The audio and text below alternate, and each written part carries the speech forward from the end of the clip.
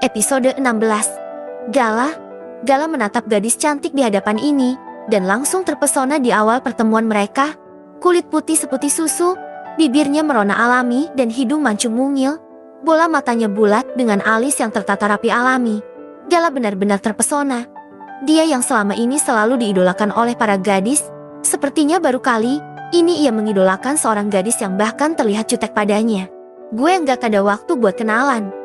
Eriska langsung pergi berlari ke arah lapangan tanpa menghiraukan panggilan dari cowok yang bernama Gala itu. Menarik. Senyum tipis cowok itu terulas. Kemudian dia berjalan menuju kelasnya yang baru. Eriska melakukan pemanasan sebelum bermain voli. Sebenarnya dia tidak terlalu menyukai pelajaran olahraga sebelum dia menyukai Raka. Tetapi ketika melihat Raka menjadi kapten basket di sekolahnya, tiba-tiba Eriska menjadi menyukai pelajaran itu. "Riz, kaos olahraga lo kayaknya jeti longgaran ya?" tanya Niken, sedang melempar bola voli ke arah Eriska. "Gue beli punya Hesti. Dia kan ada 2 kaos olahraga punya gue kecilan banget. Udah gue buang tuh seragam." Kok sekarang lo suka pakaian yang longgar?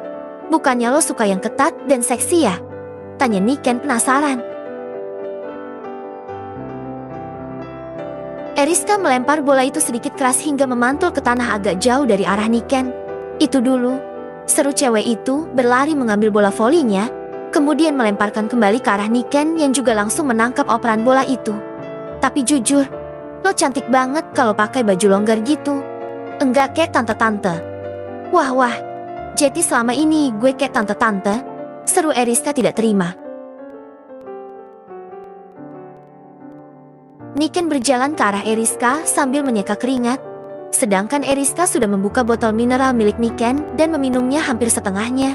"Ya, gimana dong jelasinnya? Lo tuh cantik kalau kayak gini. Sumpah deh, lo cantik natural. Enggak perlu pakai dandan menor atau makeup tebal. Lo tuh malah udah cantik dari sejak lahir." Eriska ingin menjawab. Tetapi Pak Radit sudah datang dan langsung memberikan instruksi pada para siswa untuk berlari memutari lapangan. Sedangkan di lantai atas, sejak tadi ada seseorang yang memantau Eriska dan memandanginya tanpa berkedip. Dia merasa jauh dari cewek itu. Tapi entah kenapa hatinya tidak suka.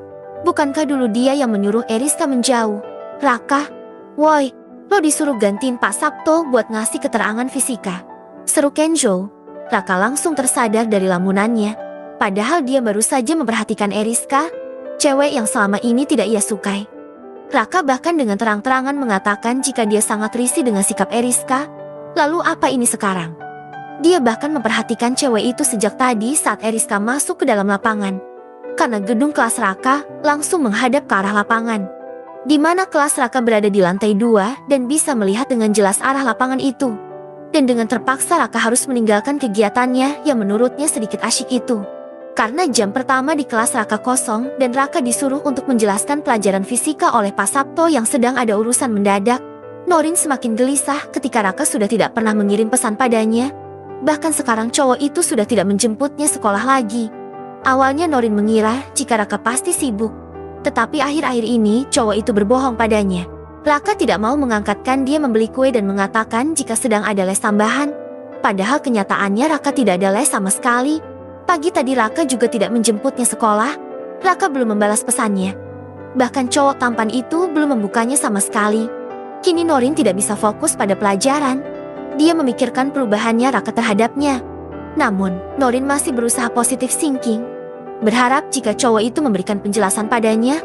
"Oh, ayolah Norin. Lo tuh bukan siapa-siapanya Kak Raka. Lo mau penjelasannya apa sama cowok itu?" Norin bahkan tidak mendengarkan penjelasan dari guru yang tengah memberitahukan penjelasan pelajaran. Apa karena Kak Eriska? Apakah Raka takut jika masalah ciuman di gudang itu tersebar? Ataukah Kak Raka memiliki perasaan pada Kak Eriska? Batin cewek berkacamata itu. Tiba-tiba senyum Norin tersungging lebar. Dia merasa bisa membuat hubungannya dengan Raka semakin dekat lagi. Eriska dan Norin berjalan ke kantin untuk membeli minuman dingin. Setelah bermain voli, tentu saja merasakan kehausan yang luar biasa. Jadi solusi satu-satunya hanyalah membeli es teh manis. "Bulek, es teh 2 ya?" Eriska menyodorkan uang 10.000 pada penjual kantin itu. "Pakai gelas atau plastik Cah Ayu?" tanya Bulek Siti.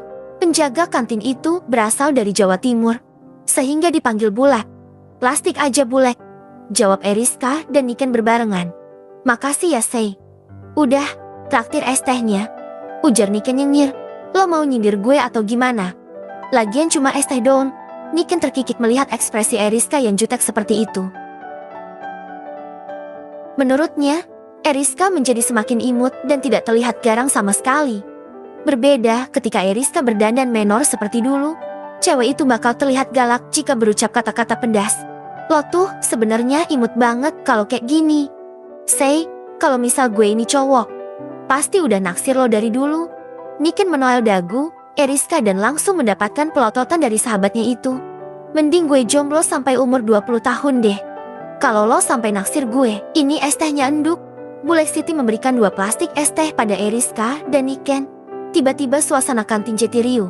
Banyak para siswa yang menjerit dan berteriak seperti ketemu idola mereka. Niken menyenggol lengan Eriska ketika melihat seorang cowok yang baru saja membuat heboh seisi kantin itu.